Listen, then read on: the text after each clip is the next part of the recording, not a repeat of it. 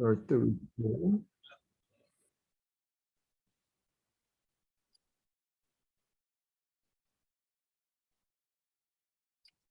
You're still muted, Paul. There we go. All right. A little uncertain about my screen sharing. Do we have Richard Saunders in front of you? No, we've got a Zoom ad.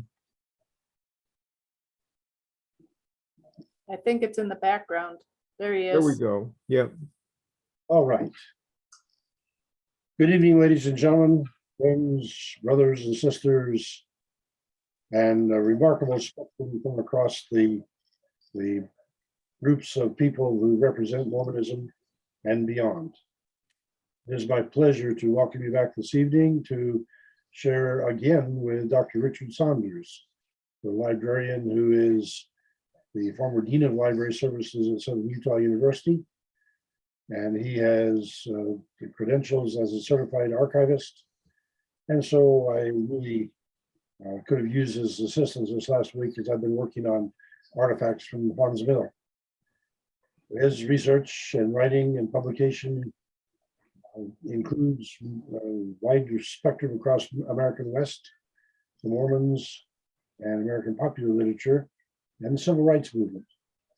He is one who advocates for open educational resources and open pedagogy in higher education. So we welcome him to the forum this evening to address how the Book of Mormon fits the timeline of history.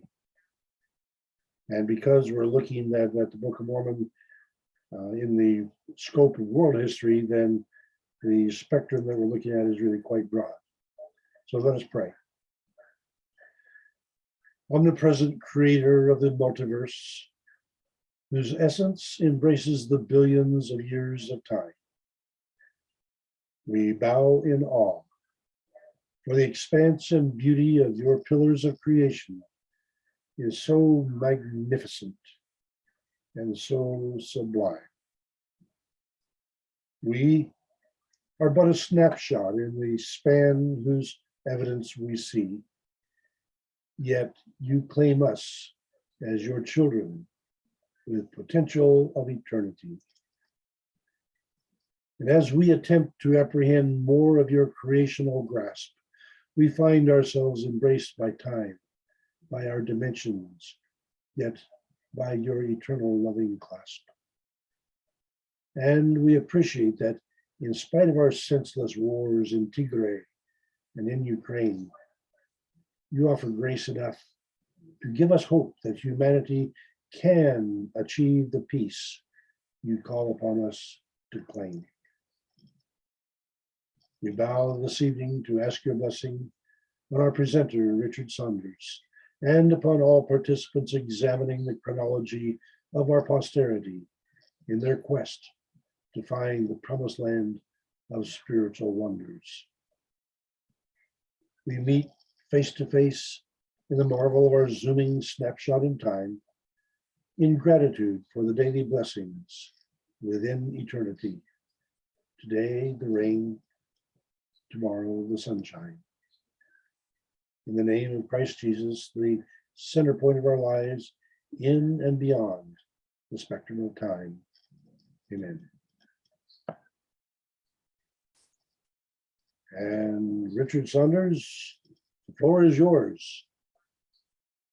Share with us. Ruby, thank you very much.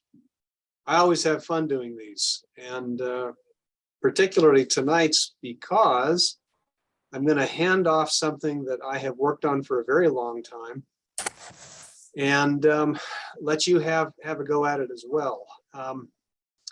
I started a project back, 1997 probably, reading through the Book of Mormon text. Being a historian, I just decided, if this is going to be historical, then there has to be some sort of first and middle and last. And so I started making notes about internal dates and what related to what and how things fell. And then when I got done, I thought, well, you know, it's fun to have it in the form that I had it, which was basically a long list of dates. And I thought, you know, I wonder if I could do something really strange. And so I went down to a print shop that was down the street from me that dealt with large format printing. And I got a couple of rolls of paper in 1998. And I actually put it on a roll. Now, this is what it looks like right now. I kind of dressed it up and made it look a little more presentable. Put some book cloth around the outside of it and tied it up so that I can roll it out. And I did it on an inch to the year scale and thought, well, that was kind of fun. Let me just show you what it looks like, though, when you kind of put it all together. And I'm going to need to share my screen here in just a second. There's the front end. This is my wife standing in our local church with, you can see on the floor, you can see a bit of a roll there. So if you'll give it your attention for just a minute, this is what the Book of Mormon scroll looks like at an inch to the year.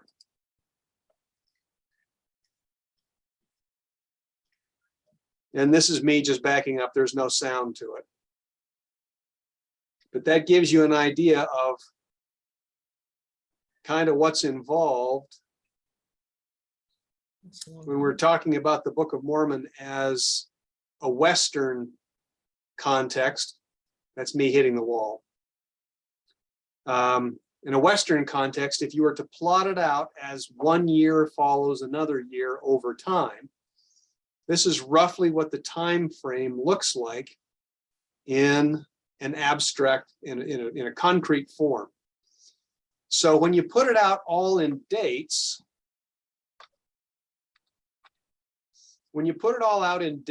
it's pretty impressive, I have to say.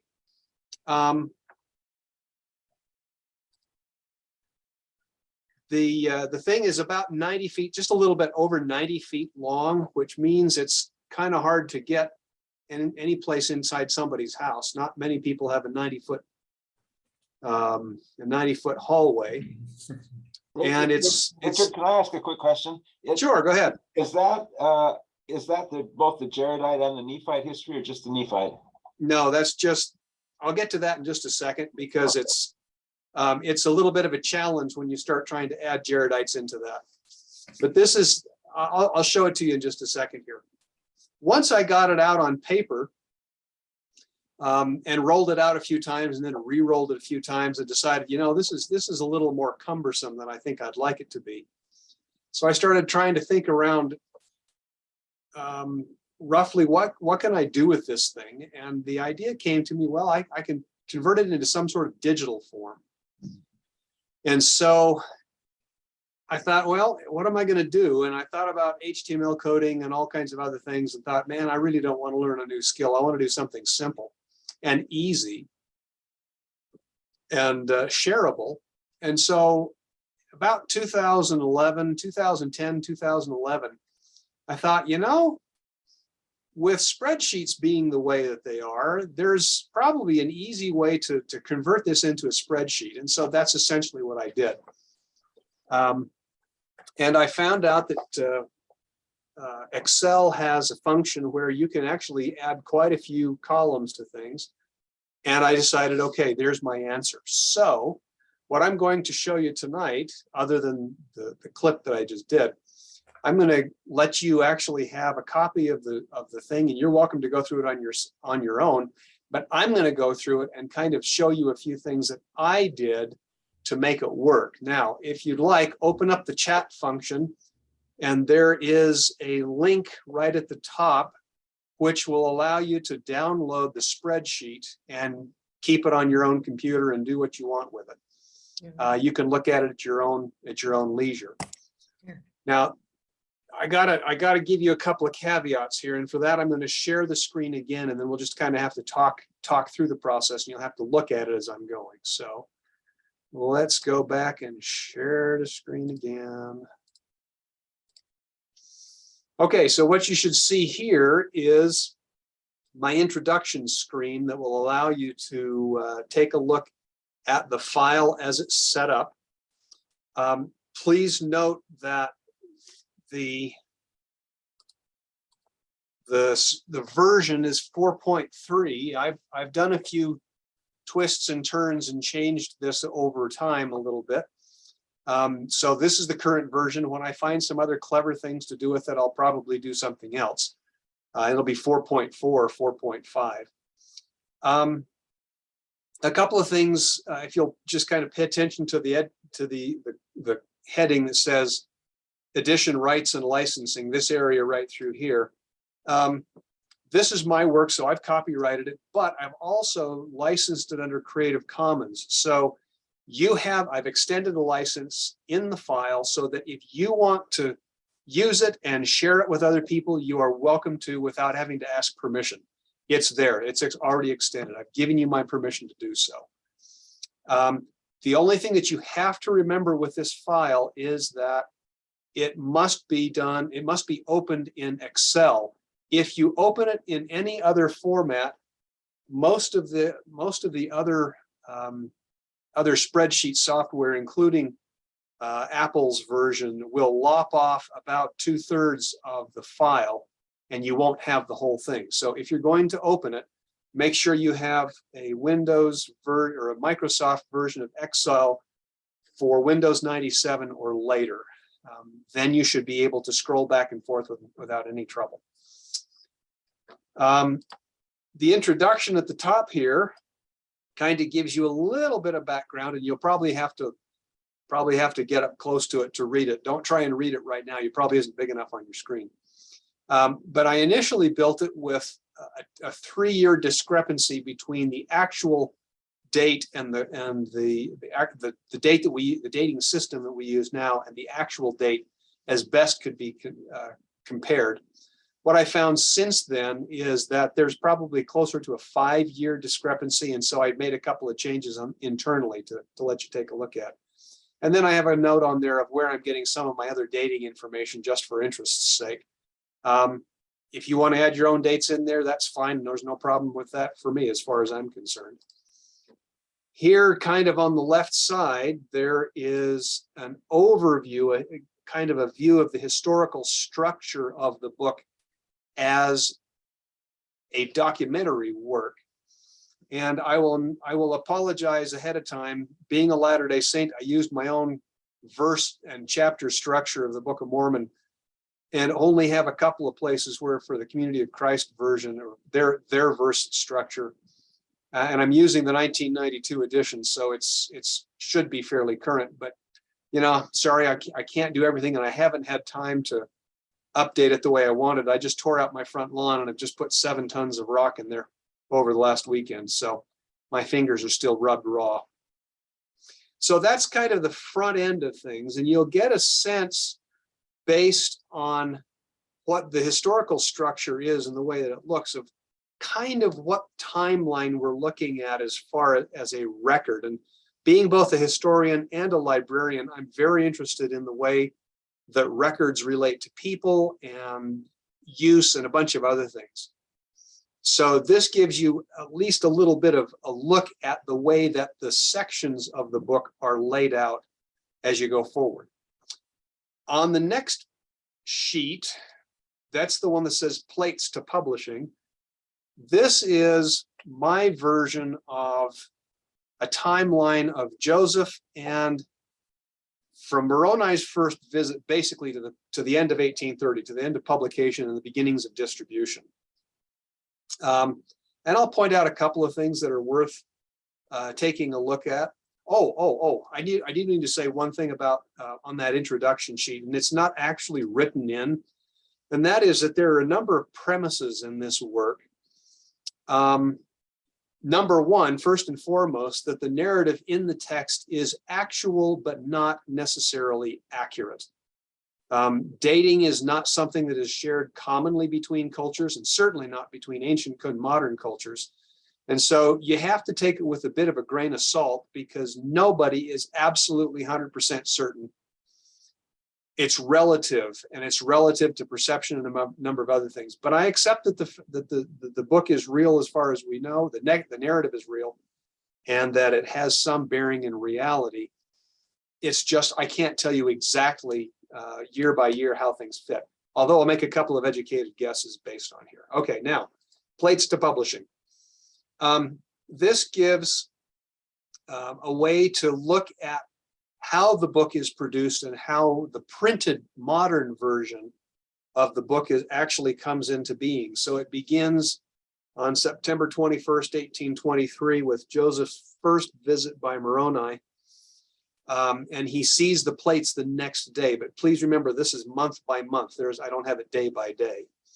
A number of comments that are there. The citations are to the LDS versions of the Pearl of Great Price. But you should be able to look those up and see it in the Times and Seasons as it goes.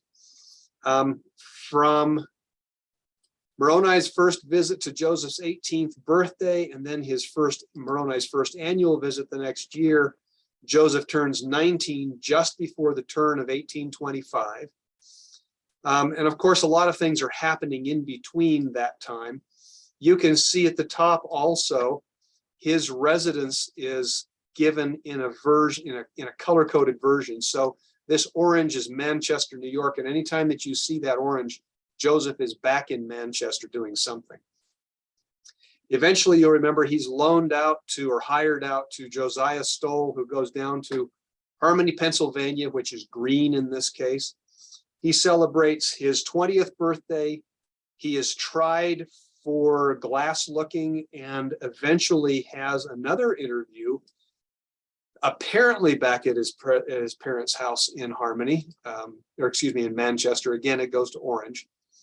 And Joseph is told to quit the money diggers. He has his 21st birthday a couple of months later, which lets him reach the age of majority. And the following month, at age 21, he marries Emma Hale on the 18th of January, not even 3 weeks past his 21st birthday.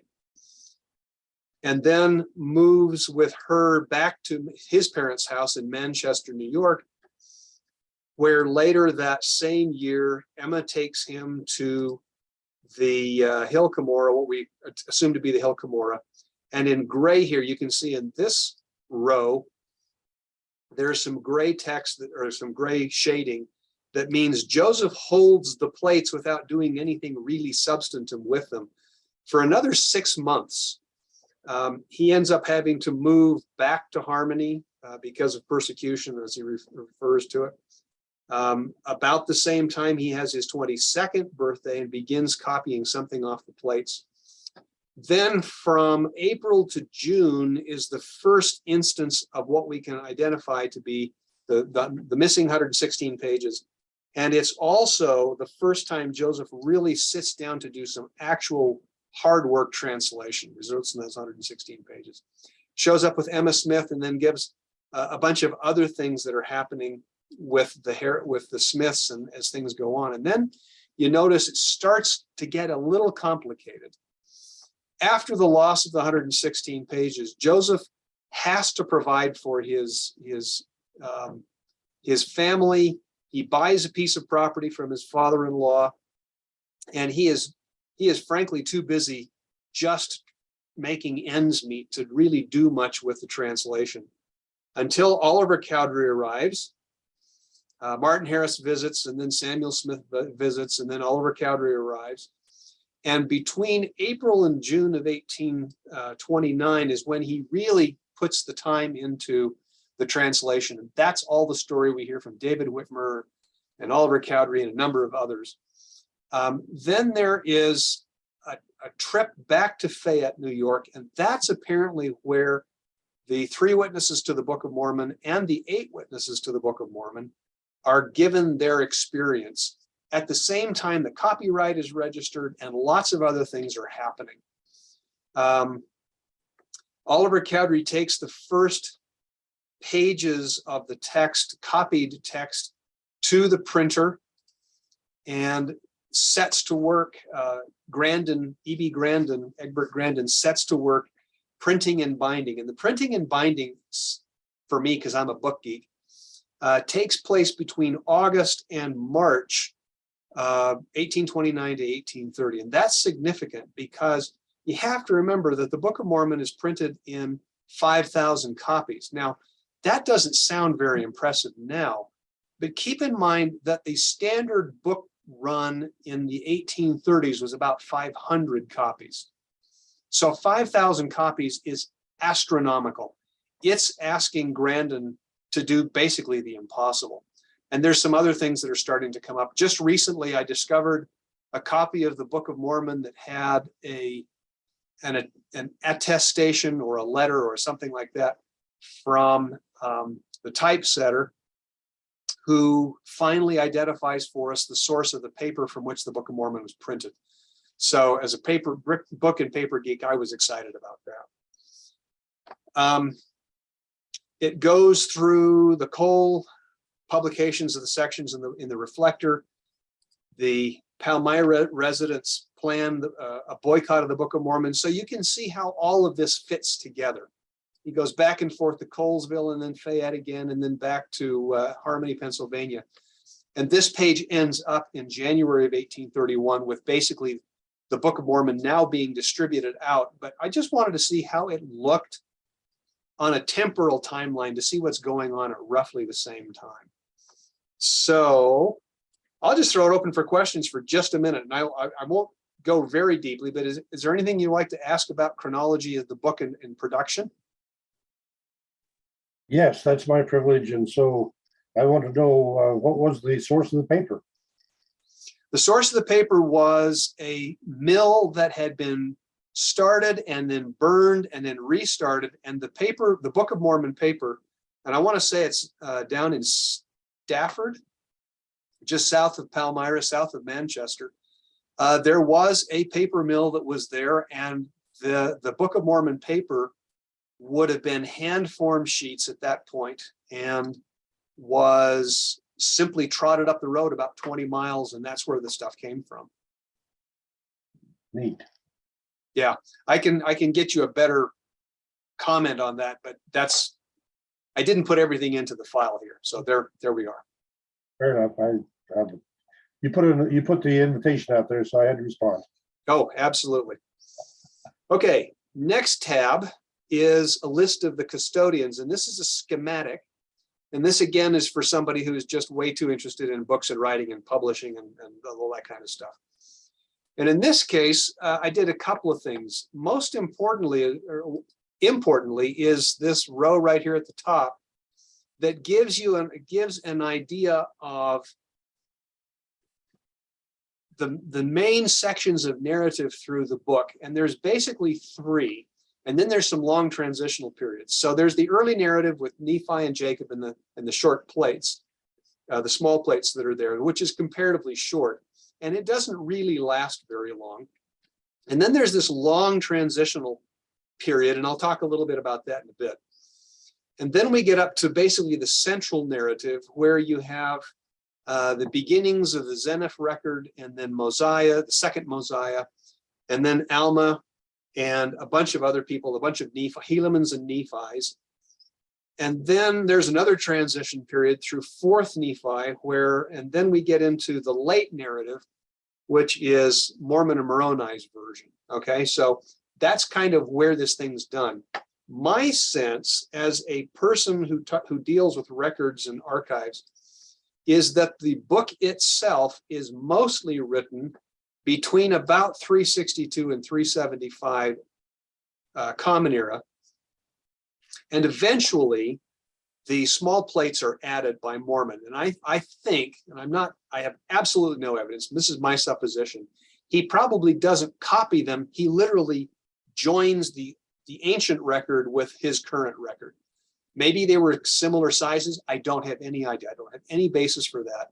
But I just get the sense that Mormon's time was probably more significant than sitting recopying and engraving on plates. It would have been simply easier to physically join them together. And then the final form of the record probably takes place around 400 by the second Moroni, who puts it all together. Okay, and then we have it coming to Joseph Smith. So you can see the custodial schematic for who has what and roughly when they had them. Now, there's a couple of things that are problematic, and much of it is dealing with the 100 years between Jacob and Enos, because it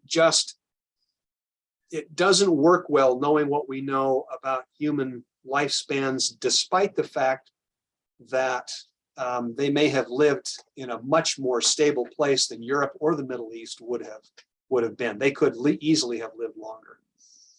But anyway, it's there to play with. I'll let you guys mull it over and see what you think.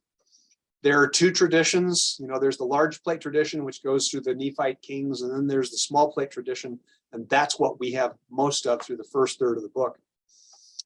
And then, just for entertainment's sake, and because again I'm interested in writing, I had to put in a comment about the script and how it would have lined up with the brass plates. And the one thing that I want to point out is that we know that the Book of Mormon plates, the brass plates as it's called, which had to be bronze, it was almost certainly was not brass. The brass plates were coming out of the Judean tradition prior to the development of modern Hebrew that we know, which really is something that takes place during the 4th century BC.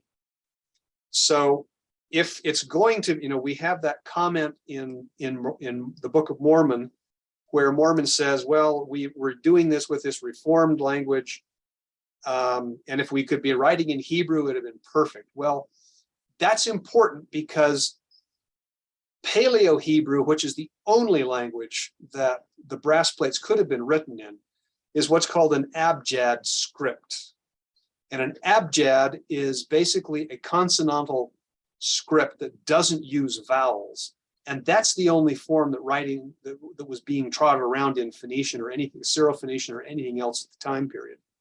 So the best idea is that, or at least to my thinking, that if the brass plates are in Paleo-Hebrew, then they would have had a model for Paleo-Hebrew along with it, but that the Book of Mormon plates were in some other form. And I know it's called Reformed Egyptian, but the simple fact is we don't know what that means. There is no good, solid, hard evidence for what that may mean. Just before he passed away, Hugh Nibley, who I was going to library school at the same time, just upstairs from Hugh Nibley's office, and I would go down and sit in his office, and he would say, well, no, it's not Demotic. I'm pretty sure it's not Demotic, but it may be Meroitic, which is a temple language that was coming out of Meroe, Egypt at roughly the same time. But you know, that's the challenge. Anyway, I will throw that out for you to take a look at. The real heart and soul of this whole document is the timeline tab, and that is this one here. And you can see that it starts, I've got it starting approximately 655 BC, simply because you have to start someplace. There are some things that you have to pay attention to. First off, we have to remember that our current calendar, the current Georgian calendar, is, and even Western calendars, are really a medieval creation of about the 13th century, 12th, 13th century. And they were projected backwards, and they did as best they could, but they weren't perfect. And so there is a discrepancy between what we think we know about archaeological dating and the current Georgian calendar. It's off by maybe 5-6 years, we don't know. But I used the Georgian calendar with this one simply because it's what everybody recognizes. And we'll make it go the way it works. So if in fact and I'll show you the article that I'm kind of basing that argument on. If in fact that article is accurate, then actually it's not 2017, or excuse me, it's not 2022, it's probably 2017, based on the actual birth of Christ. And we'll You know, again, that's just one of those, you have to play with it when you're a scholar. Again, I'm following the Georgian calendar for simplicity. So based on that, based on where we stand, I'm starting in 655 BC. Part of this is based on some material that may be useful. I use italic lettering for estimated general dates. I use Roman letters for calculated or stated dates. And then I use some pointers, and you can't see it really well, but I use some pointers that'll actually pin things to the timeline based on the best evidence that I can come up with. There's also a color-coded set of text that gives some contemporary place markers in other parts of history. So you can see right here in the beginning, I start off with some biblical history. All of this, frankly, should be italic. So there it is. And that gives us some ideas of what's going on prior to the point of the Nephite chronology through the Book of Mormon.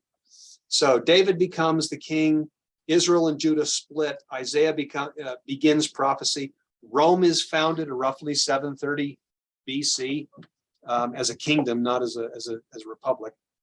And then eventually Israel, the kingdom of Israel is carried away captive into Assyria, before Lehi even comes on the scene. And at roughly the same time, Greece is deeply into the Dark Age after the Dorian invasions or the Sea People invasions. China is just beginning bronze. Bronze has been around for a very long time, but they're using the first coinage at the time. And gold is beginning to be used in Peru in gold metallurgy, as best we can tell from the Chavan culture. So, and based on that, we can move through it. So I'll do that. You can go through on your leisure and see how things shake out. So Lehi is born, I'm guessing, around 650. I think he was 15 to 20 years older than Sariah, just based on gut level feeling. Probably given the age of the estimated age of his children, it was around 650. There are a number of Judean kings who are marked on here. You can see their names in purple. They become significant prior to the destruction of Jerusalem. And there's Jeremiah, who around 628, 630 begins offering up his prophecy. Thales of Miletus, who is the first recognized Greek philosopher, shows up based on some work we've done there. And then we start having some of Lehi and Sariah's children born. Laman and Lemuel, we have no idea how much older they are than their sisters or Sam or eventually Nephi. And Nephi really doesn't give us much of a marker to deal with either. But we know it's probably before the first Babylonian invasion takes a large number of the notable figures in Jerusalem, in and around Jerusalem, and carries them off to Babylon. Nearly as I can tell, Lehi begins his vision, and here we have the early narrative picking up. Somewhere around 600 BC. Don't know for sure, don't have any context other than what Nephi tells us in his account. But there's a number of other things that we can pin to. So Lehi would have left Jerusalem obviously before the destruction, but we don't have any idea how far ahead. Although it was early enough or late enough that the boys could go back, pick up the brass plates, the bronze plates, and bring them back before they take off. And that obviously is before Zedekiah's rebellion, where the city is sealed off at that point and nobody's getting in or out.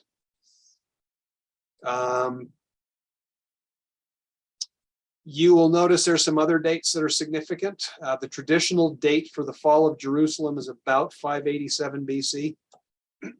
Is it accurate? Well, maybe. It's the best we can do. We know that there are a number of other things that are happening in Greece. For instance, Solon, who is the first archon of Athens, is elected. And then we start dealing with a bunch of other speculative things. I don't have any really hard, fast dates for much of this, but I'm guessing around 582, Lehi arrives in what he calls Bountiful. And then they build the ship, and then they have their voyage, and then they arrive in the Americas somewhere around 575, someplace in there. We just flat out don't know. It's not very long before Nephi makes the small plates, and there is this separation between the Nephite and Lamanite traditions. Interestingly enough, that's approximately the same time that Gautama Buddha is Siddhartha Gautama, who becomes the Buddha, is born in India, which is green. And then you start seeing some of the other biblical characters. Cyrus the Great is traditionally identified at about 559, begins consolidating Persia in Iran around Persepolis and to doing some really important stuff that way. Cyrus the Great takes over. He takes Ecbatana in 550. Further west, you have the Spartan League and the Etruscans have reached the top of their power. And iron begins, it doesn't just begin, but it actually becomes widespread within China by about this period. So it may have come a little bit later to China than to the Middle East, but we're pretty much there. Cyrus decrees the return around 537, about the same time that Sherem shows up in the New World, teaching false doctrine there. And then we've got a whole bunch of other things. And you'll notice this is basically the end of the early narrative. So we get the first part of the Book of Mormon in the Nephi chapters up through Jacob is pretty much the heart of the early section of the record we have. And then we have a very, very long period that just isn't calculable. The dates had to pass, but we just don't know how things lined up until we get to some really important dates. So I'm going to skip fairly quickly through this and just point out that we've got the reconstruction of the temple under Hezekiah. We've got Rome, democracy in Athens. Ironworking has spread to sub-Saharan Africa by this point, and pottery disappears in Polynesia. They're just no longer making pottery by this date. There's the Battle of Marathon, and there's spring and autumn period. Actually, that was one of my high points when I was in Xi'an. I got to stand next to the spring and autumn annals. That was the first purpose-written history anywhere in the world. So China kind of dissolves for a while. The Celts begin settling in Britain around the 5th century BC. The Persian Empire's Aramaic begins to replace roughly the Paleo-Hebrew script.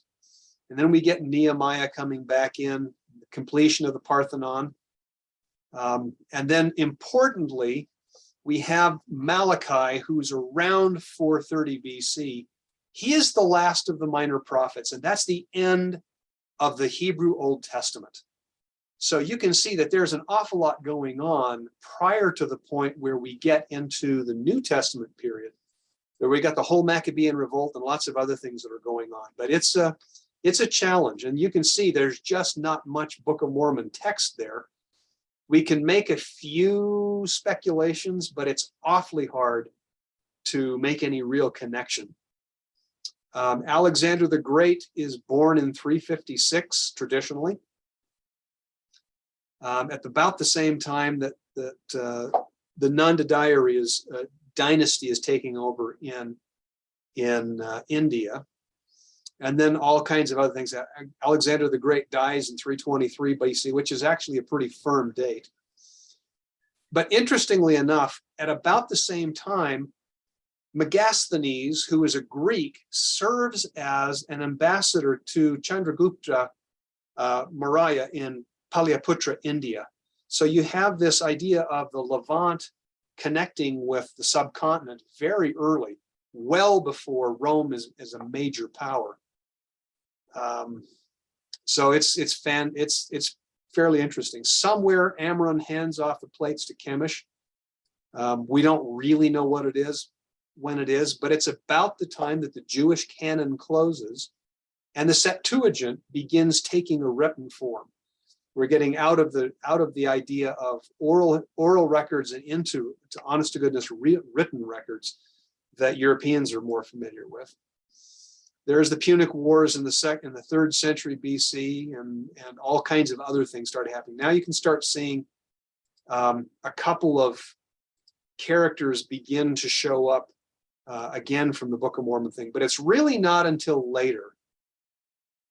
And I'll let you go through some of the rest of this. The important thing is we actually do have some firm dates for something. For instance, we know that King Benjamin is born to Mosiah in roughly 204 BC.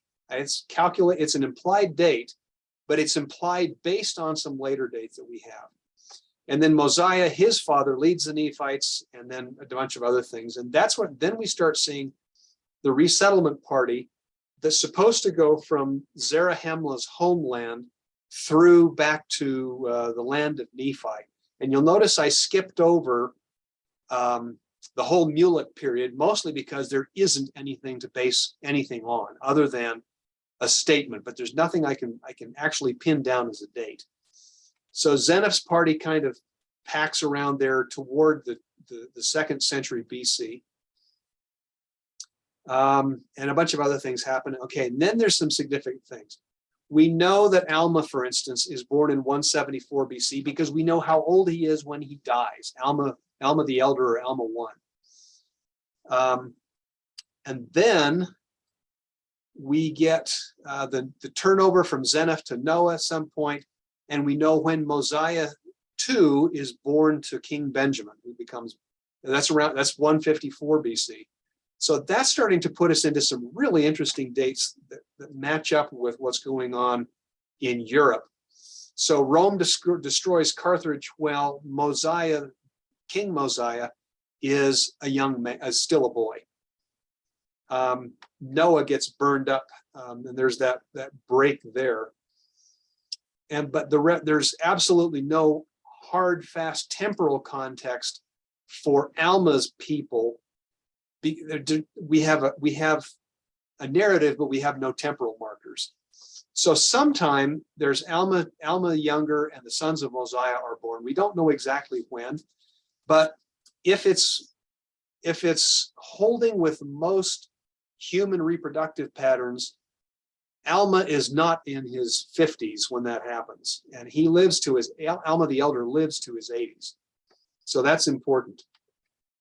Significantly, in 130, the earliest Chinese ambassadors arrive in Rome, which I think is a fascinating bit of context linking East and West. And by that point, the Silk Road has been in activity for at least 500 or 600 years, because silks are well known in Rome by that point, and the Chinese have a lock on that. 119 BC, Limhi sends 43 people to find Zarahemla and they find the Jaredite plates instead at the same time that Ammon goes from Mosiah to find out what happens to Zeniff, and things cross again. And that's the beginning, really, of the central narrative again. As far as a record keeping goes, they do some other things. Moroni, Captain Moroni, sometimes called, is born in 99 BC, which means he and Julius Caesar are contemporaries, and within a year of each other. Julius Caesar is born about a year earlier. That means that Alma and the sons of Mosiah are converted around 95, and we can pin that down through some other things. But they begin, and then we start up with the reign of the judges, and there's a separate chronology here that dovetails very nicely with what we know of other dates. So we know that Alma dies at age 83 in the first year of the reign of the judges, which means you can project backwards to get his date. And Mosiah dies, King Mosiah dies at age 63 in the second year of the reign of the judges, which gives his date and gives us some temporal markers for material. There's Amlissi's intrigue.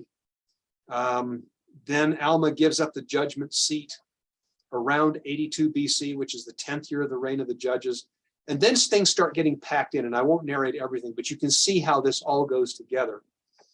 Alma the Younger charges his sons and disappears in about 73 AD, excuse me, BC. And then we've got a whole bunch of other material that happens. There's all kinds of conflict back and forth with Captain Moroni, who here is called Moroni, or Moroni I. And then we're kind of through much of the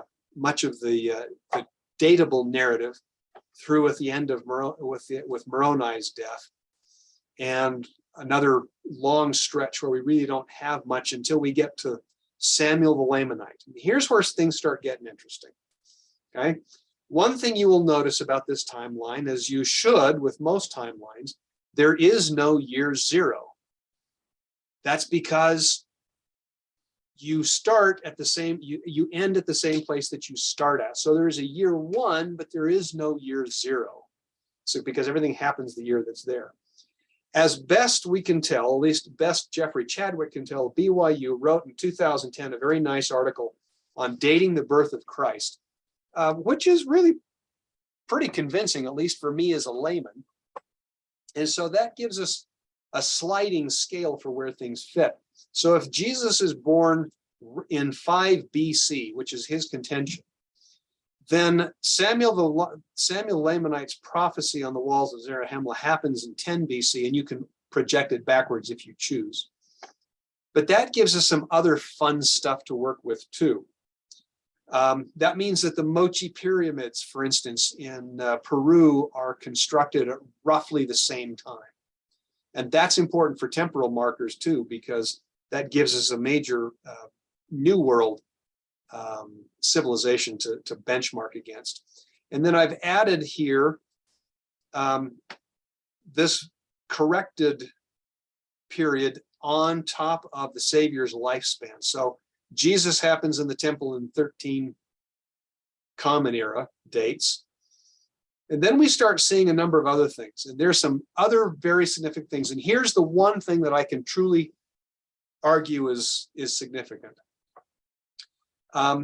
We know that from the text that the storm and the 3 days of darkness happen, as it said, at Passover. We know that Jesus is killed at Passover. So it happens in the first month on the 4th day of the month. Okay, so that's the vernal equinox, basically. They're using the vernal equinox as a temporal marker to start their new year.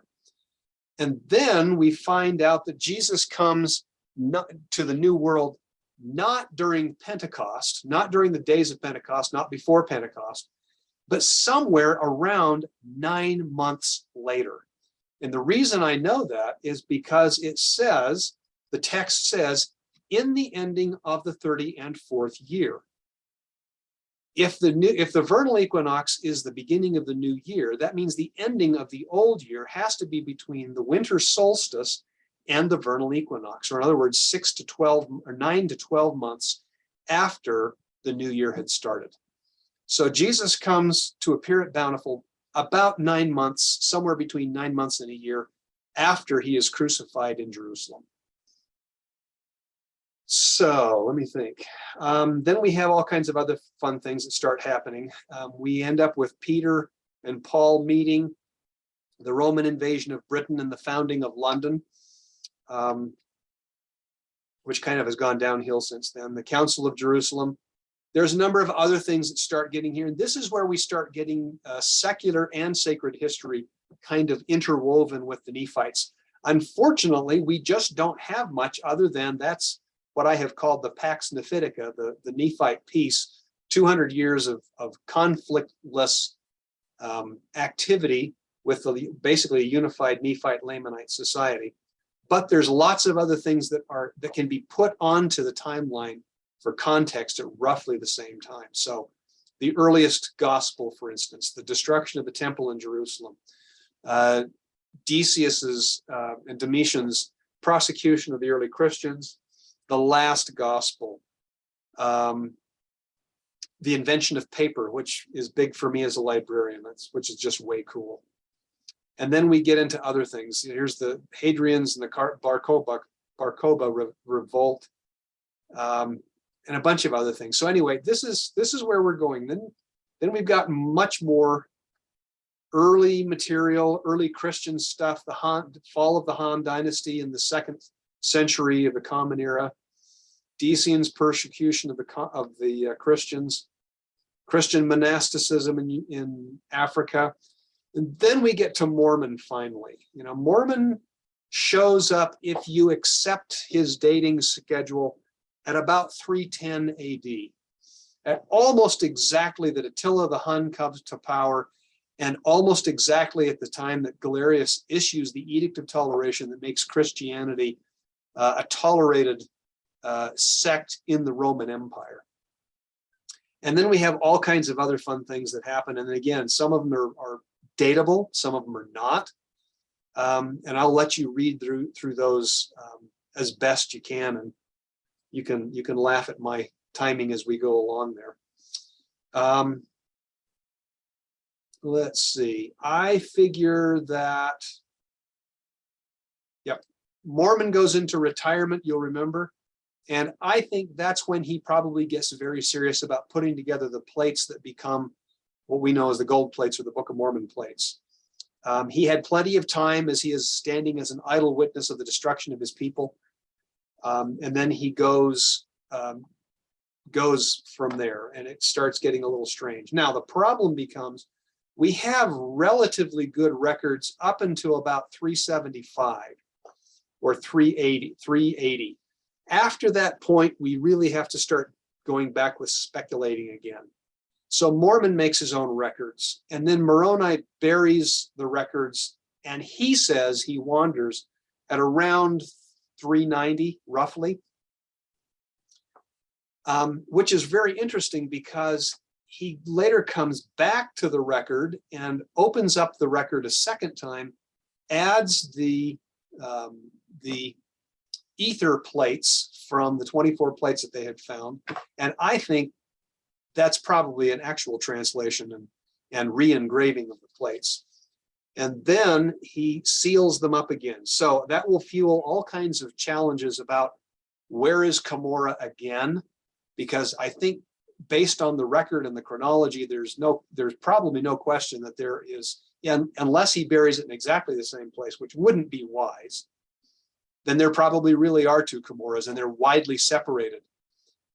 My personal speculation, there's have absolutely nothing to work with. The only really good source of gold in North America is where? California. So my suspicion is that Moroni too crosses from roughly the New York area to California, makes plates, hauls them back, puts together the Jaredite record and his vision of the end times, and buries the record there. I don't have any evidence other than pure speculation, but I'll throw that out for entertainment's sake. And we're getting right to the end of things at this point. And that is Easter Island is settled roughly about the beginning of the 4th century Common Era, and then the Song dynasty is founded in southern China. So when you look at this, it's hard to see unless you spread it out on a roll, which is, you know, big and long, and that puts it in a graphic way that a spreadsheet just doesn't.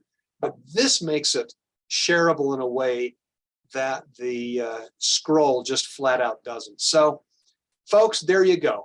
Knock yourselves out. Have fun. I had a blast. It's taken me 25 years to do this, but boy, I've had fun with it. So now I'll turn it over and let you guys play with it and throw questions at me until you're tired of it. Well, let me begin by thanking you for the work. The 20 years investment is certainly an education for us, and we appreciate the remarkable chronology you put together. There are some major holes in it that I certainly filled, having taught a bit of world history, but I'll leave that to go back to just the one pivotal area, the time of Christ. I had not previously perceived a 9-month gap between the crucifixion and his visiting the people in the New World. I'm impressed by that because to me, that's a rather remarkable support for his having already visited other sheep Could well have been, yes. and had more sheep to go visit. So yeah, I'm impressed with that. Well, ladies and gentlemen, go to the reactions and raise your hand to be recognized in the question. Deb has left early for Robert, I think, will act as our coordinator to help give us. If you don't happen to be able to find the reactions button and want to speak, want to raise a question or comment, wave your hand.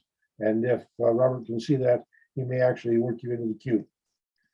Looks like Lorenzo in Tulsa is the first one with his hand up.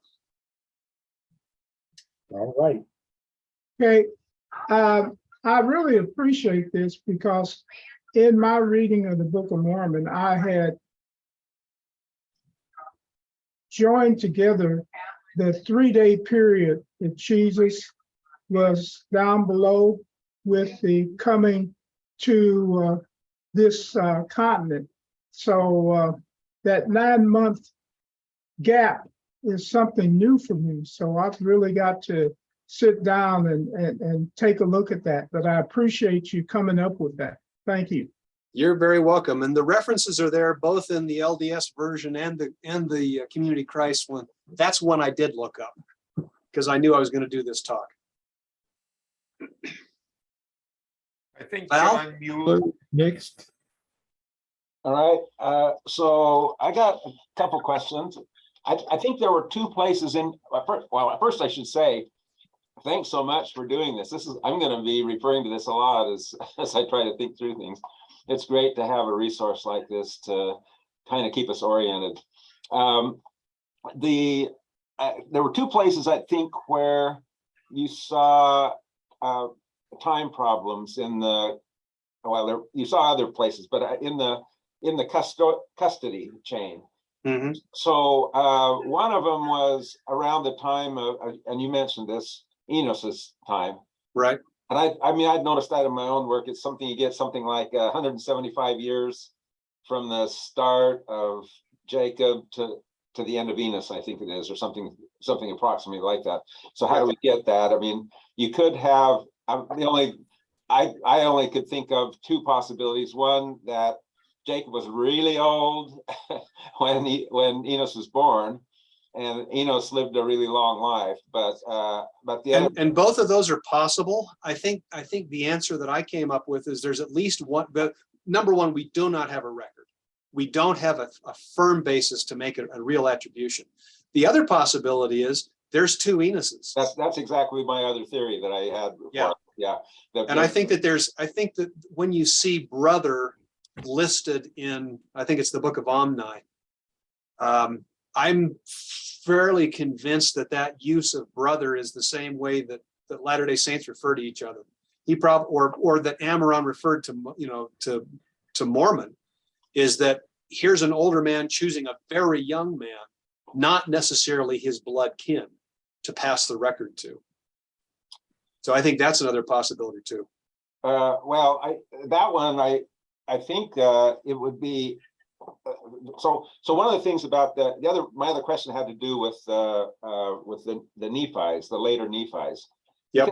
You have an interesting pattern, which I had focused on, and I think you can make strong arguments out of it, but it has a shaky point. You get the way that family names people. It's Alma, Helaman, Helaman, Nephi, and then Amos, at least in terms of the ones that are specifically listed. And you also have Mormon, which could mean that he is a collateral line of that family, if that is part of their naming tradition. But I think the one problem in the whole thing is in the length is too long, isn't it? In the like Nephi 2 and Nephi 3, I'd seen in another book that they tried to put in there a Nephi 4. Well, and that's another possibility, and that's kind of what I do, because there's not a lot of, and you don't see all of my notes behind all of this. One of the things that I speculate is that there's a not well understood Nephi that might be in between Nephi 3. So the person, 1 Nephi is not necessarily the same Nephi later on. And you'd have to get in there and look at it. You can actually see it. I've got the references. You can, Okay. I may be dead wrong too. I mean, it's pure speculation based on what little information we have. But the problem is, when you look at the timelines, we start getting extraordinarily long lives. You Yeah, know, really long lives. Yeah, but of course, after Christ visits that Nephi, you could conceivably get something going on with that too. I don't think he was one of the 3 Nephites. I think what the text didn't indicate that, but anyway, okay. Well, I may come back with some more here, but really Okay. good work, and I really appreciate what you've done here. Mr. Mueller? Yes, just a fast question. Have you had a chance to look into if there is even any dating available for it, the Phoenician document that was discovered in Brazil and has been validated as being truly Phoenician? Nope. I've just stuck with the Book of Mormon text itself, partly because there's a number of really compelling archaeological evidences that are either so new that we really can't fit them together except speculatively, and I'm trying not to do that. I'm sticking with something that most people will consider speculation anyway. And that's why I used color coding for some of the other areas. I don't know enough about it. You know, there's a great joke, and I'll have to share you this because it meets with this kind of history. There's an archaeologist, there's a sociologist, and there's a mathematician that are driving on a train through Scotland, and it's completely overcast. They're socked in with fog. Finally, the fog lifts for just a fraction of a second, and they see a single black sheep standing out in a paddock or a field. And the archaeologist says, "What do you know? Sheep are actually black. They're not white." And the sociologist says, "No, it just means that sheep in Scotland are black." And the mathematician rolls his eyes and he says, "No, it merely means that in Scotland there is at least one field. In the field there is at least one sheep, at least half of which is black." It just gives you an idea of the idea for evidence. And I'm trying not to be too much of an archaeologist in this case. Well, what I was getting at wasn't so much a correlation between that incident and the Book of Mormon, but rather looking at that incident as something that could have been put on the timeline of what else was happening in the world. Part of the problem of Phoenician history is not nearly so well known as Judean history, and I just haven't done it. Now, I was referring to the document that was found in Brazil. Mm-hmm. But I don't know enough about it to really fit it on there. And so I will, if you would like to put it on your copy, that's why it's unlocked and under an open access license. It's all yours. Rick? All right, thanks, Richard, for your sharing your fun with us. I appreciate you sharing the document with us too. That's a lot of work, but now you have it. I had a question about a word that you used that I wasn't sure what it meant, and you said Georgian calendar? Right. There are 2 calendars. There's a Julian calendar and the Georgian calendar. And in the 18th century, they made a switch from one calendar style to another calendar style, and it moved the calendar about 2 weeks. And where does the Gregorian calendar fit in? Or it's Gregorian. I didn't mean Georgian. Gregorian calendar. Okay. I'll cross that question off then. Would it be possible to get your email in the chat? Because I have some questions that I just like to compare notes on some things and ask you questions, not taking the time of the Zoom. There it is. Okay, thanks. That's in the chat. Okay. Yep. you use, and understandably, the accepted dates of, BCE, CE, Mhm. and I understand because you're trying to tie in other world events that are also BCE and CE. But the Book of Mormon also has dates, how many years it was from Lehi left Jerusalem. And then when they switched to the reign of the judges, and then when they switched to the sign, the years Mhm. after the sign, on page that contained YJ, you had like 3 calendars concurrently running, or the numbers, and it was a little confusing in there. So I might have to go back, because way back in the beginning, you might have had headers that told us what those rows were. Yeah. Um, They're if- there. It's on the left side, and I've done a Yeah. freeze frame, so you'll actually have it Yeah. move with it. Oh, okay. Because a lot of those dates are locked in and reported in the Book of Mormon as Lehi left Jerusalem, how many years he left Jerusalem. Well, yeah, and that's part of the problem, because number one, the only way that you can get Lehi leaving Jerusalem is if you accept that 600 years as a hard, fast date. Yeah. And if you're willing to do that, okay, that's fine. Yeah. I'm, as a historian dealing with ancient people, I'm not so sure that that's absolute. Yeah, well, when I do the calendar myself, I end up with 600 years to the sign. Maybe that's where I Oh, put things. That's what I yeah. use because it's an easy date. Okay. So the next question I have is, when Jesus was killed at Passover, you said they were using the vernal equinox at the time for their calendar. And I understand the vernal equinox, but I don't understand why they're using it as their calendar when they're from the Hebrews viewpoint. And in order for them to continue with the holy days, they're going to be using a lunar calendar and the harvesting of a grain, the barley grain, if indeed they continue with the Torah commandments. Okay, well, remember, this is 600 years after that. There is no barley in the New World. It's just, there is none. There's none. There's no grain to harvest. Huh, So because it said that they brought the seeds with them from Jerusalem. well, it says, but if anybody can find any sort of archaeological evidence of a grain, it hasn't been done yet. Okay. So there's a problem there. Now, is there, like I said, there's things we flat out don't know and probably will never know, but all we can, if you can take the Book of Mormon at face value and that nothing has happened in 600 years, then you can say, yes, they'd be following Torah things, but that's too much of a reach for me. Yeah, well, the vernal equinox is too much of a reach for me.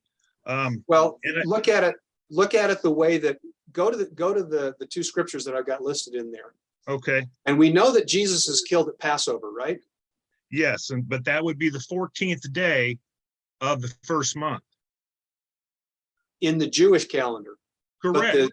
But the day that the Nephites are citing is 4 days past the first day of the new year. So they're tracking their calendar, at least at that point. Yeah. Off of. I'll go ahead and wait for the email question for that. Yeah. And like I said, this is all just my thinking. It doesn't have to be right. Yeah, I don't mind your thinking. I just want to know what the basis of your thinking is. Mm-hmm. Because I have thinking and I have bases, and sometimes my bases are right and sometimes they're wrong. And the way they're wrong is someone shows me that they're wrong. Yeah. So, and another one was Nephi having sisters on that one page. Yep. And so I'll send you something on that too, if you're interested, or I'll just ask you why you came to that conclusion. Because they lived at some point, and Nephi one time makes a reference to sisters. That's all. Yeah, I have done some study, and those sisters would have no one to mate with, and he only calls them his sisters after they get Ishmael and his girls, and Maybe, yeah, and Lehi calls them his daughters as well, but I think there was Nephi's sisters-in-laws and Lehi's daughters-in-law. And so quite possibly. I'll go ahead and send that to you, and I'll yield. Yep, Thank you. you bet. There's a lot of Rick? work left. Yeah. The other Rick Bennett. So Richard, I have to tell you, I went on a mission with a Richard Saunders, and he's the only person who's ever dunked on me. So, but I don't Definitely think was you're not me. him. Absolutely, absolutely not me. So, anyway, my question, you'd mentioned Phoenicians, and I've been at the Firm Foundation Conference this weekend, and so that's on my brain. Are Phoenicians, Canaanites, and Israelites all the same people, or what are the differences if they're different? I don't think we know. My opinion, I'm not an archaeologist. I'm working with Book of Mormon stuff and an interest in Eastern Mediterranean stuff.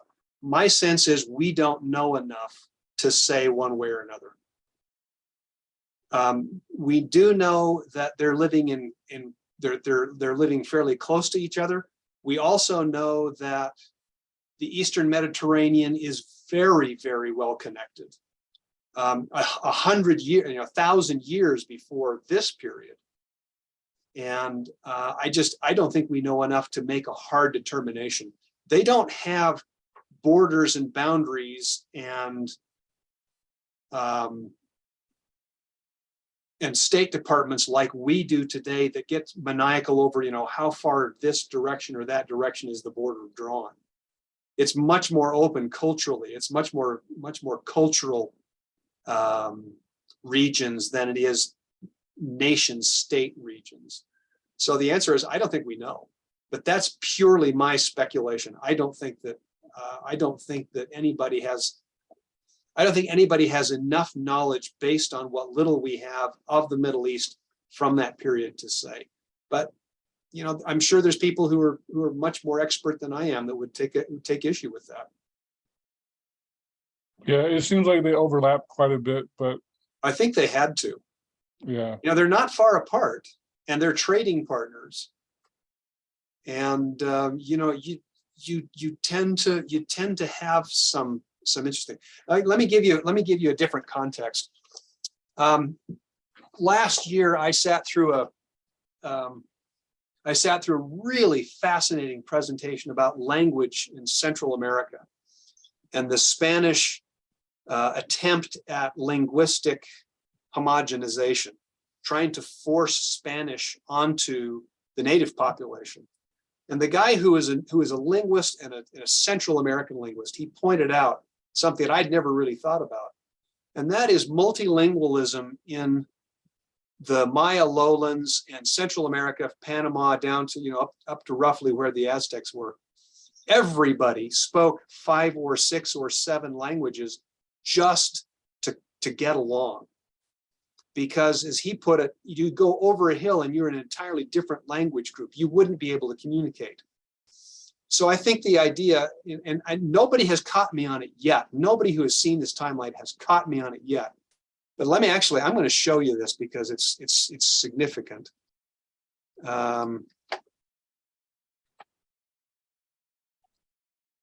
Whoops.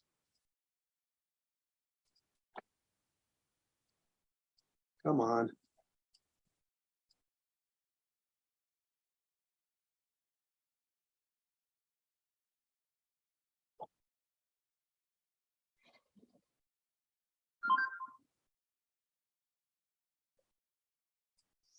Okay, there's a glaring complication for the Book of Mormon right there. Who sees it?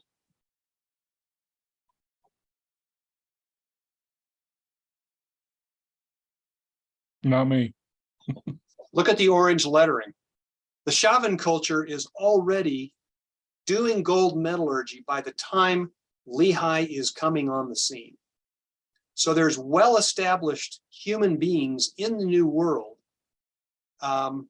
prior to the arrival of the Nephite groups. And you'll notice that's also before the Mulekites could possibly show up. Could it be the Jaredites? Yeah, maybe. We don't know. But I think we have a simplistic view of the Book of Mormon if we take it as the only record of the only people who lived in the New World. I think that's the longer I work with the Book of Mormon, the more I'm convinced that we're talking about very small, very concentrated groups of people. And if we come back and talk again, I'll show you the timeline as it works with geography to put together support that idea. We're not talking about a hemispheric reach. The homeland model of the Book of Mormon is not supportable from the evidence. But it's, they're coming into a place that has had people, depending on who you believe, the Denisovians could have hit the Maryland coast as early as 8000 BC, because they've actually now got spear points that they can connect with the Denisovans. There's there's an argument between the Clovis and the Folsom Point cultures coming from different directions. People have been on this continent for a very, very long time. And to say that the Book of Mormon is the record of the people is a little optimistic. I think that what you said is a problem is actually helpful to the Book of Mormon, because the numbers that they have needs that kind of a thing. Yes, I agree. They need to meld with other people. Yes. Well, where does Sherem come from? There's a good example right there. Sherem has to be Jacob's nephew. He has to be. There's no other possibility if there's no other people. But it says he comes among the people. And so while that's a little bit of a strange argument, I think it's a decent enough argument that somebody is coming from the outside very early. But I don't know. It's all speculation. We're all having fun. Paul, you better get us back on track here. All right, are you a South American guy then, since it's Peru? I actually haven't thought about that. It's going to have to be in South America, because if you look at the way, it can't be North America because there's no north flowing rivers. Okay. Which way does the river Sidon go? It says north 2 different times. So it has to be, if it's got to have to be Central America or South America. There's no North American place other than the Canadian Shield, where you've got north flowing rivers. Been there. Cool, thanks. Okay, sorry, Paul. All right, I wanted to address some of the things you're talking about. Or in my excavations at Nauvoo, we have 10,000 years of occupation. We have mammoth hunters from 10,000 years ago. We have 5,000 years of bison hunters. Mm-hmm. We have the earliest pottery in the Midwest showing up about 2,500 years ago. And then we have burials on the same site the Smith family is buried upon that take us back 2,500 years and 2,000 years. And so to recognize the vast population of the region and the necessity of seeing the Book of Mormon in the context of that vast population, I think is extremely important. And for me, then I would like very much to add a bunch of citations on your timeline. I guess I'll have to pull it off and do it myself. Go ahead. One of those, I was a little disappointed to see Chavin cited, but not Teotihuacan. Why? Well, remember, I'm just me. Okay, well, in terms of a significant city of the time, it would probably the largest city in the Western Hemisphere at the time. Right. You're right. Yeah, you're right. And the other thing I didn't put on there was, well, that's actually too late for that period. I didn't put any of the classic Maya on there because the classic Maya is, another 900 years past this point. So, it's the one thing that I encourage people to do, and I encourage my students to do it too, when I teach early America, is I encourage them to read Charles Mann's book 1491, which is great for college students, but it puts into context the vast population that lived in the New World without Old World diseases, although without Old World animals either. And it sets things up so nicely to understand the complexity that I think that Lehi and his family landed in, and Mulek and his family may have landed in. That's the one. Good job, Linda. It's an excellent book. Just for fun, add 1493 to that, which is Man's sequel, and it's another good book too. So anyway, yes, I think we have an impoverished view of the Book of Mormon when we try to defend it as the only record of the only people in the New World. That's my sense. One additional comment, I regret that we don't see Jerry Grover on this evening, because Jerry Grover has a large number of Mesoamerican dates that if we could get his timeline refinements on it, would dramatically expand what you have there, and it would be delightful to be able to see that. Hook me up with him, and I'm happy to. There's no reason it can't be a 5.0. Very good. Thank you. Roger, you got your hand up too and been very patient. Yeah, thanks for the great and scholarly work there, Richard. I appreciate you geeking out on that. I look forward to geeking out on it and adding some of my own dates as well. Those Israeli or Judah Kings dates, are those the ones that you put on there? Are those pretty much agreed on these days, scholarly, or are those yours? I kind of rounded them a bit because I like things that end in zeros and fives. We have a pretty good chronology based on tradition, and we have a pretty good chronology based up to a point on archaeology. But there's a point at which tradition and archaeology simply start diverging and they get really fuzzy. I had a classics professor in library school who had spent his entire career dealing with epigraphy in the Middle East.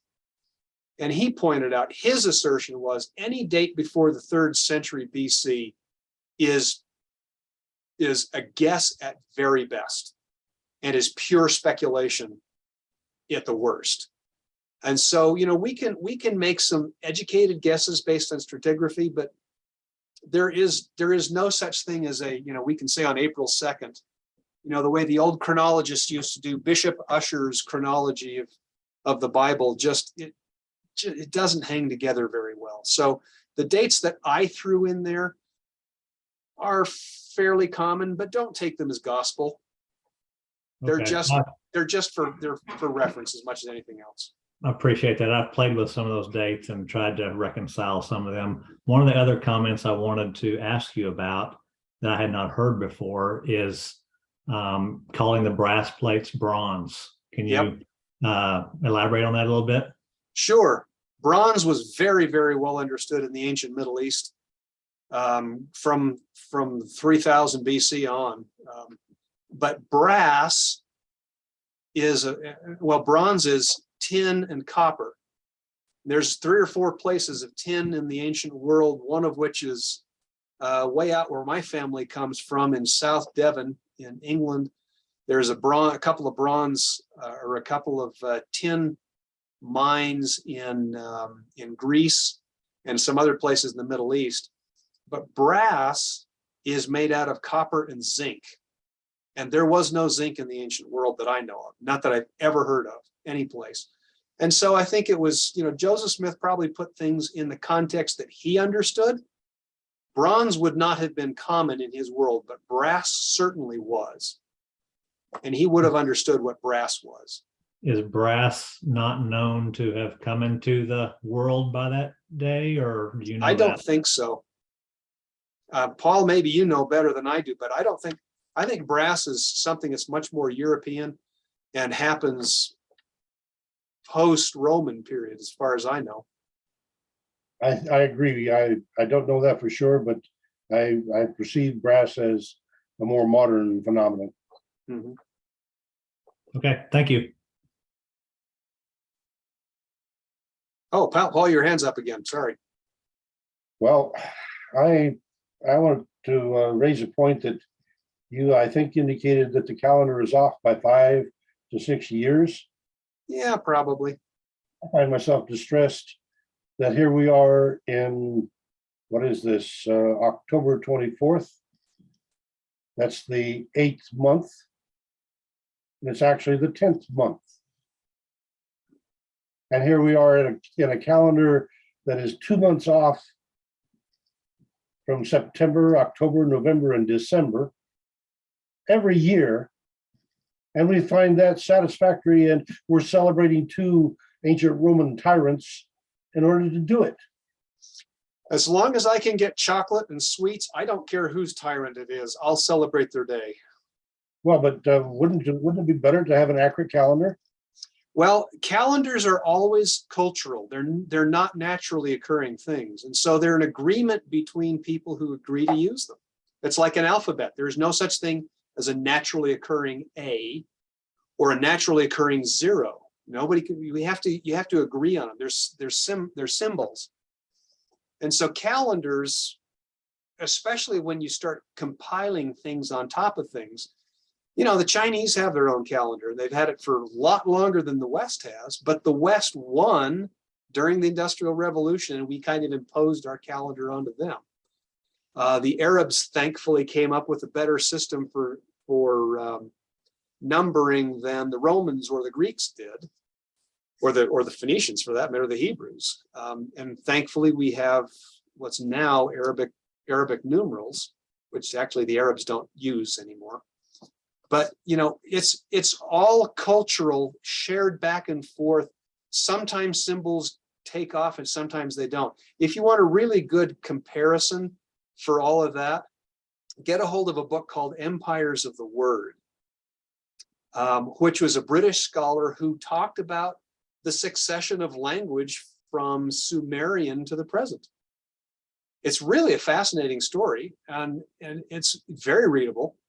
But it talks about why, for instance, German fell out of use as an academic language. You know, it disappeared after World War II. You know, there are other languages that are spoken by many more people that really are in kind of decline, except within their small world. And it deals with scripts and all kinds of other things that are similar. Calendars are part of that cultural agreement that we make and we devise and get revised and fiddled with for a very long time. That's just the way that they are. That's what we do as symbol sharing entities as human beings. But then please let me invite you to project the calendar for Zion. Not me. I'm a lousy prophet, Paul. I don't have a crystal ball. The Spirit doesn't move me very effectively. I am a stick in the mud. I try hard, but by golly, it's hard. Okay. All right, give Val a chance then. All right, so do you have any kind of estimate of the period from Omni or Jerem through Malachi? Mm-hmm.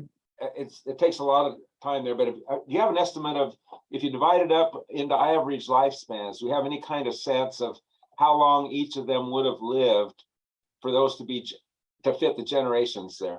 I've thought about doing that and haven't, for a couple of reasons. Most importantly, we really don't know enough about human lifespans in the New World at this point. And so I think it would be speculative at the very best to do that. It'd be interesting, but I think it would be speculative at that point. Well, is that because you think that there have to be missing people, or I mean, I think there has to be missing people. Okay. But I don't have any basis other than what the book says for actually making an attribution to where they fit. And that's why I didn't put that custodial line on the same page, on the same sheet with the timeline, because I don't think we have a good, honest sense of what happens other than what they said in their own record. And I don't know how long that means.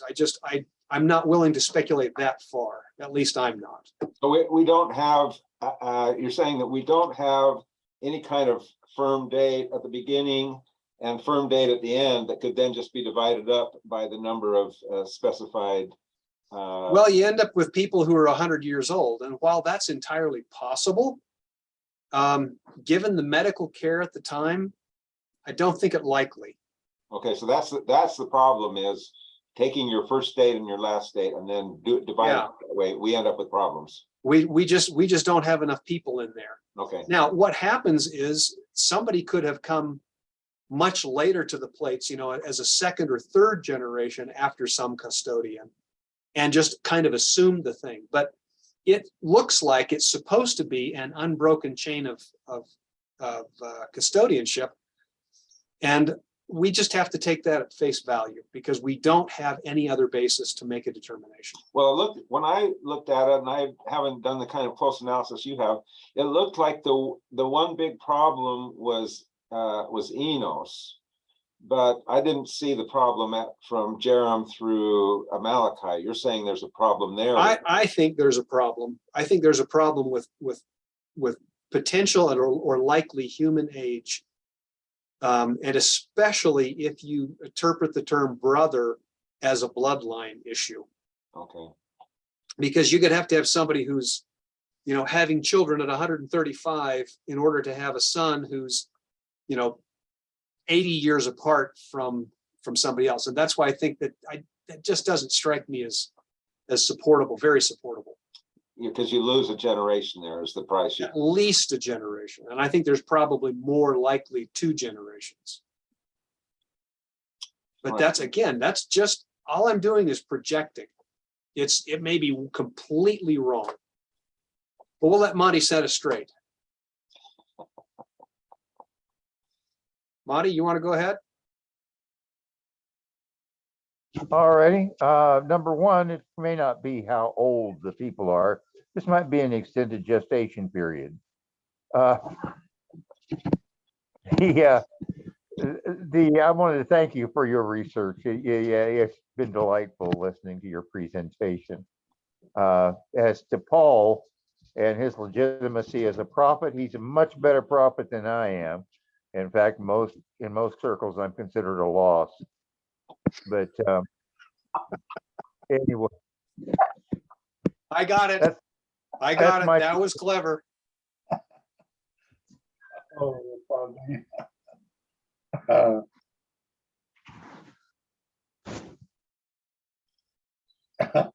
Anybody else? I'm going to have to steal that one, Monty. That one's too good not to take. All right. Anybody else want to throw something out there? Oh, David. You guys hand up. Oh, that's not a hand. That's something else. Okay. No, I did want to comment. Been very aware in reading the Book of Mormon that even though the book name has one thing, much of the writing inside that book is Mormons. Yep.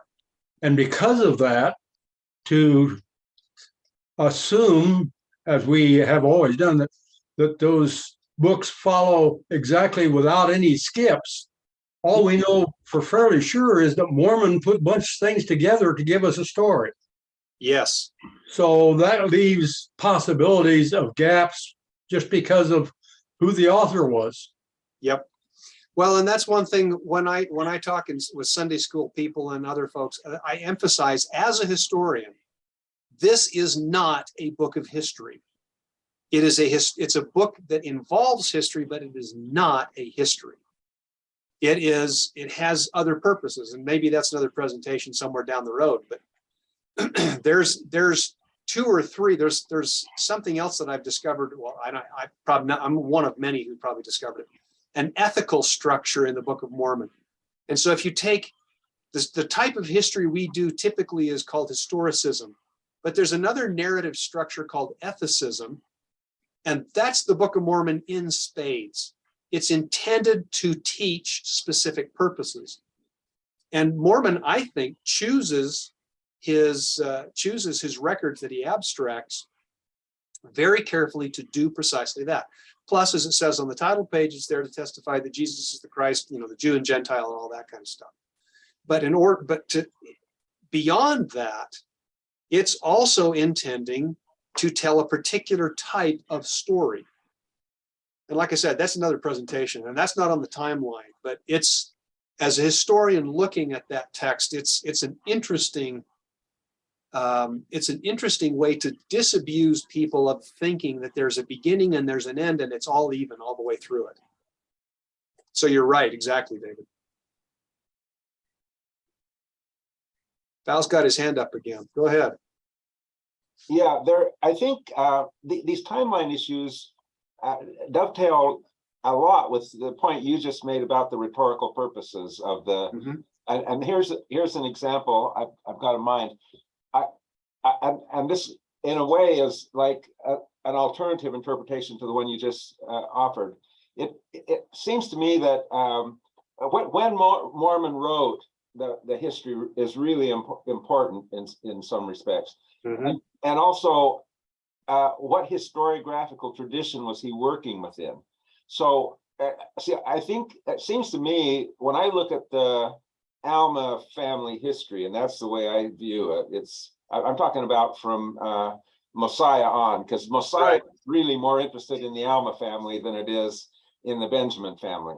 Yep. It's the disappearance of the Mosiahs and the emergence of the Almas, and that story is really about the emergence of the Almas. And then you get Alma 1 and Alma 2, who are trying to establish a tradition of righteousness in their family, but also a kind of governance tradition, which comes out of those stories they have of their own failures. You see it a little bit with the deep preaching to the sons. And then you end up getting this kind of righteous family line that's pretty extraordinary. But it seems like that's what they're trying to set up with those Alma stories, the two Alma stories at the beginning. The reason this dovetails with timeline is a lot of the content of the Book of Mormon is military, it's diplomatic, it's the kind of stuff that if you were trying to train a governing family that has the church and the politics, and that brief is what the brief they carried. That text works really well for training people that way. And it seems to me that at least in the early part of Mormon's work, he didn't know. There's evidence there that he didn't know that they were going to be destroyed at the end. Yes, I think that's accurate. And so the historiographical tradition he might be writing in, if he was doing writing at that time, would be the training manual tradition. It would be preparing Moroni to take over as a governing leader and military leader, political leader, military leader, church leader. There's a lot in the text that is consistent with that. And then at the end, when he does finally figure out we're doomed, I think that there's evidence, and at least I think I can make an argument that there was an overwriting, but the timing becomes critical of when the different pieces of writing were done. So yeah, he's still pretty young when he first collects the plates and that have been left to him. And if he might have been doing some writing even then, I think this is a historical duty. Is he going to let it sit for 50 years, or does he actually get into that historiographical tradition, start doing a good job at that earlier stage, and then later on we end up getting some reworking that you kind of were talking about a little bit there. So that timeline for Mormon becomes really important, I think, on what his rhetorical purposes were. And if we start getting some layers to the text of different rhetorical purposes that those are reformulated as his life experience changes and the historical conditions change. Well, and I'd be very suspicious if it didn't change. I mean, that by itself is evidence that it's a work in progress. I'd be really concerned if there's a single narrative, like you've got a novel, where you've got one person that goes all the way through and says, here's how it is. So no, I think that's a valid point. I still think that most of the writing of the book in the form that we have it was probably done when Mormon is in semi-retirement, when he refuses to lead the Nephites and kind of leaves them to their own devices. And there's about a 15-year period, and I can't remember exactly, but I think it's about 15 years, where he doesn't say what he's doing. And I think that's probably the best time for a military leader who has been, in this constant battle for a lifetime, is the time that he really has time to work. But that's, again, I mean, till we're dead and get to go talk to him ourselves, we won't know for sure.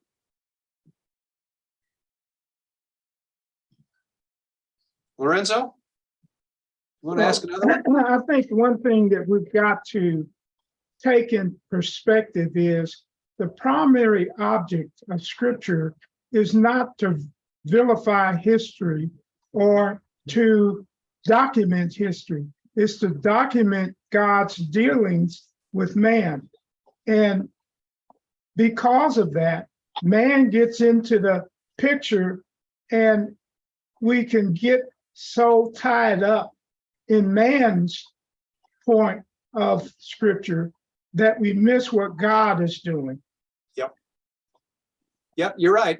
And that's part of the importance of that title page statement, that it's there to testify that Jesus is the Christ and do exactly what you say. That's the scriptural form. I'm looking at it as a historian looks at things and tries to figure out how the story fits together.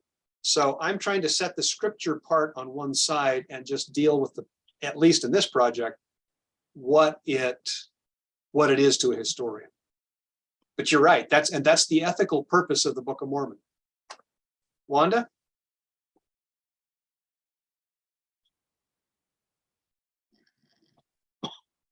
Somewhere in the Book of Mormon, it mentions something about what you were discussing a little while back about the number of Nephis that you encounter. And it seems to me that it mentioned that they used that name for the people who were leaders. Yep.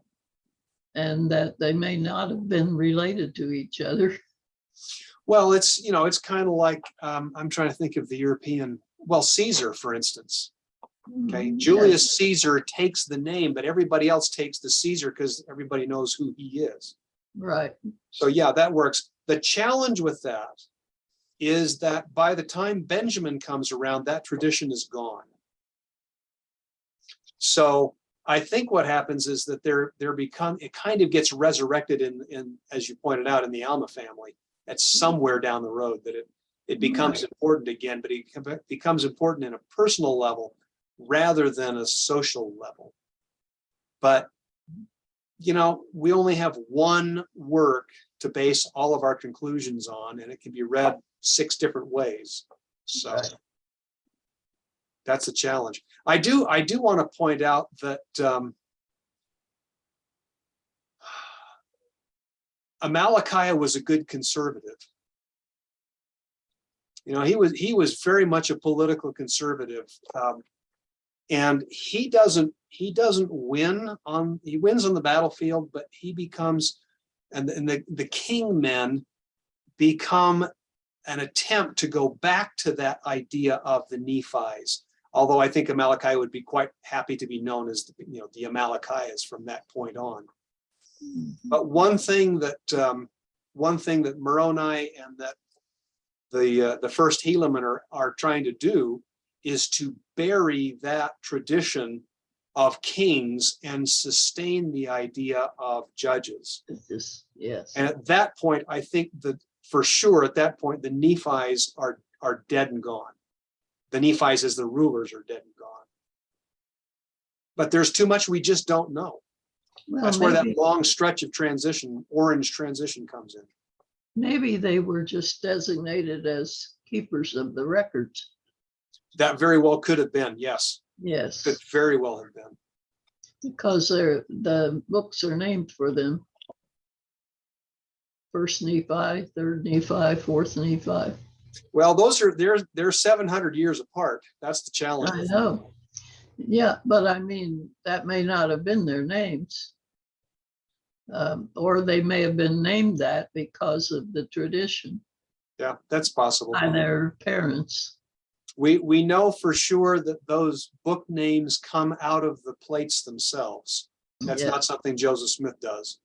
Right. Well, the names of the third Nephi that's listed, we know from Helaman, the Book of Helaman, that was his name. He and his brother Lehi were named by their father Helaman specifically to memorialize the original Lehi and Nephi. Yeah. Yes. Well, there may have been just a commonality there. I mean, Nephi may have been just as common a name as Bob is in our culture. Yeah, So- quite possibly. Paul, you want to wrap it up? I probably ought to go home at some point. Y'all probably have a little bit later time than I've got. Well, Wanda is at, she's approaching 11 o'clock, and so Yeah. we are spread across the country at various times. I did want to get a couple of comments in. I've been trying to do some writing, and where you mentioned the gold in California, Mhm.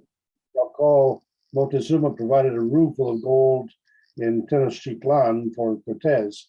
And so there's also a substantial gold deposit in that area.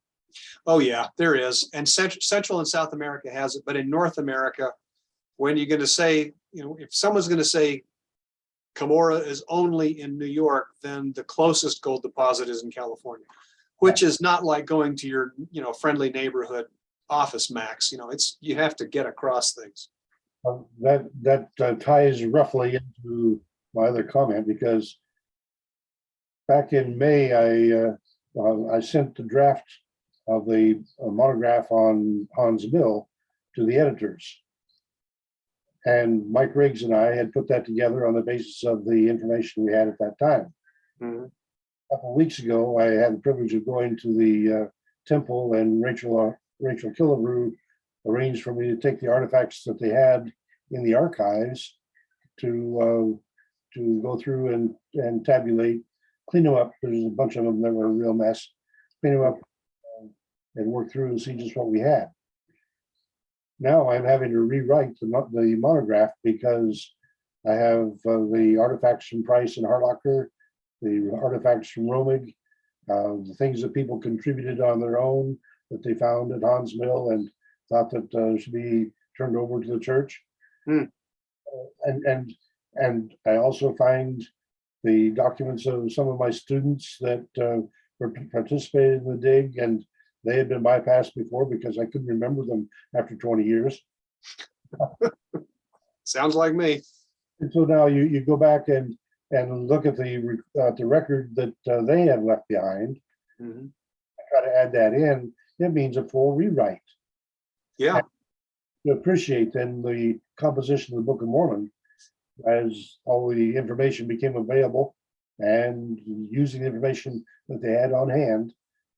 Again, writing is a painful process, and so putting it on metal plates would be an extraordinarily demanding task. And I gained greater appreciation just by trying to write, to recognize what that remarkable book offers us. Oh, yeah. I dabbled actually in engraving almost 40 years ago. And boy, did I get my head handed to me on a platter. I thought this was a lot simple. No, that is hard work. That is really hard work. So, and admittedly, brass is harder to deal with than something like gold or tumbago or something like that. But it was a learning experience, let me tell you. Interesting. I can't imagine Moroni saying, "Where's the whiteout?" Yeah, no. I've thought about that more than once, and how they would have structured it. And I've wondered tangentially, how many plates could have been there. And the more I look at it, and the more I think about it, and knowing what I have done as an engraver, as a very poor engraver, I'm not so sure that it's supportable to take the Book of Mormon text as a literal transcription. I think Joseph had to have been involved in something that way. That's just my take, and others can have a different argument. But boy, I think we have as much of Joseph as we have of Mormon and Moroni out of those plates. Anyway, I better let Linda have a crack at it before we all go home. One has hand up to. Well, I greatly appreciate everyone and their expertise and their knowledge and their background that are in this group and that have shared this evening. And the thing that I find the most blessed is that those of us who do love the Book of Mormon, and we do have a love for what words it brings to each of us, we do share in that common bond and that common thread of restored believers of the fullness of the gospel. Mhm. And I appreciate everyone here that does share together in that same testimony. I've got a Good fun deal. fact for you. You know, you remember the old comedy show called The Monkees? Oh, yeah. Fan? Well, one of the main characters in the show was played by Mickey Dolan. And Mickey's mother is the person who created whiteout.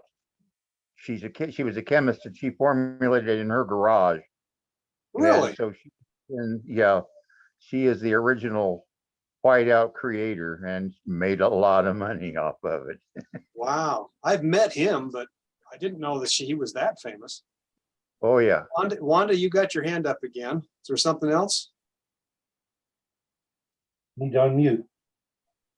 I muted myself. I thought I was done. And I am. So you can take my hand down now. Okay. But I don't know how to take it down myself. Go to the restrictions and then it should allow you to put your hand down. Linda has her hand up again? Not again? Oh, I got it. Yep. All right. Well then, ladies and gentlemen, if there are no other questions or comments, we're approaching 10 o'clock my time. And I do need to go take care of my sweetheart. And so, good night. The Lord is watching o'er you. Good night. His blessings go before you. Good night. And we'll be praying for you. So good night. May God bless you. Good night. Good night and good night, Irina. Thank you. Appreciate your prayers for her. Rick, I've got a question for you. That's something you said. If you want to, can you hold her out for a minute? Rick Gajdusek?